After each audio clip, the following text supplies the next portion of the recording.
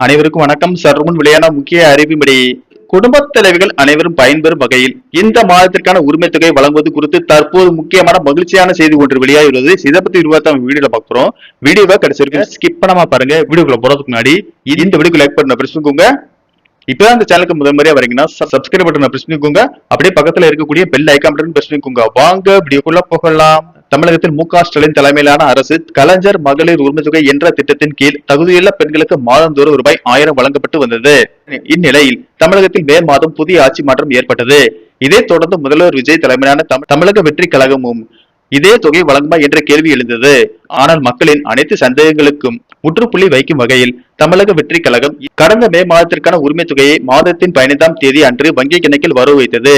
தாவேக அரசு ஆட்சிக்கு வந்தால் மகளிர் உரிமை தொகையை ரூபாய் 2500 உயர்த்தி வழங்கவிருப்பதாக உறுதி அளித்திருந்தது. அதே போல மகளிர் உரிமை தொகை திட்டத்தில் சில மறுசீரமைப்பு நடவடிக்கைகளை எடுத்து வருவதாகவும் கூறியுள்ளது. ஏன் இந்த மறுசீரமைப்பு நடவடிக்கை? தற்போது மகளிர் உரிமை தொகை பெற்று வரும் 60 வயதிற்கும் மேற்பட்ட மூத்த குடிமக்கள் புதிய மறுசீரமைப்பு நடவடிக்கையின் கீழ் முதியோர் உதவித்தொகை என்ற திட்டத்திற்கு மாற்றப்படுவார்கள்.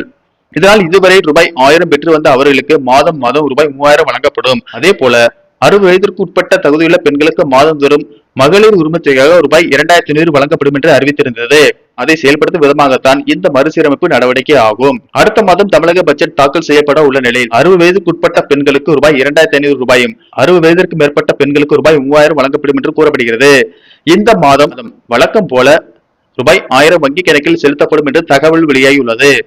மகளிர் உரிமை தொகை திட்டத்திற்கு யாரெல்லாம் விண்ணப்பிக்கலாம்? நீங்கள் தமிழ்நாட்டில் வசிக்கும் பெண்ணாக இருக்க வேண்டும். 21 வயது அதற்கு மேற்பட்ட வயது உடையவராக இருக்க வேண்டும். குடும்ப வருமானம் 2 லட்சத்திற்கும் குறைவாக இருக்க வேண்டும். ஒவ்வொரு ஆண்டும் நீங்கள் பயன்படுத்தும் மின்சாரம் 3600 யூனிட்டுக்கு குறைவாக இருக்க வேண்டும். யார் விண்ணப்பிக்க முடியாது? அரசு ஊழியர்கள், ஓய்வூதியதாரர்கள், வருமான வரி செலுத்துவோர், 4 சக்கர வாகன உரிமையாளர்கள், ஊராட்சி மன்ற உறுப்பினர்கள் தவிர்த்து பிற அரசியல் பதவிகளில் இருப்பவர்கள் மகளிர் உரிமை தொகை திட்டத்திற்கு விண்ணப்பிக்க முடியாது. தேவையான ஆவணங்கள்: Aadhaar card, PAN card, ration card, bank passbook, முகவரி சான்றிற்காக மின்சார கட்டண ரசீது, பாஸ்போர்ட் சைஸ் போட்டோ ஆகியவை தேவைப்படும். எப்படி விண்ணப்பிப்பது? நீங்கள் ஆன்லைன் அல்லது ஆஃப்லைன் மூலமாக விண்ணப்பிக்கலாம். ஆஃப்லைன் மூலமாக விண்ணப்பிக்க அருகில் உள்ள இ-சேவை மையங்களுக்கு சென்று விண்ணப்பிக்கலாம். ஆன்லைன் மூலமாக விண்ணப்பிக்க அரசின் அதிகாரப்பூர்வ இணையதளமான kmut.tn.gov.in அல்லது kmut.tnega.org என்ற இணையதளத்திற்கு சென்று விண்ணப்பிக்கலாம்.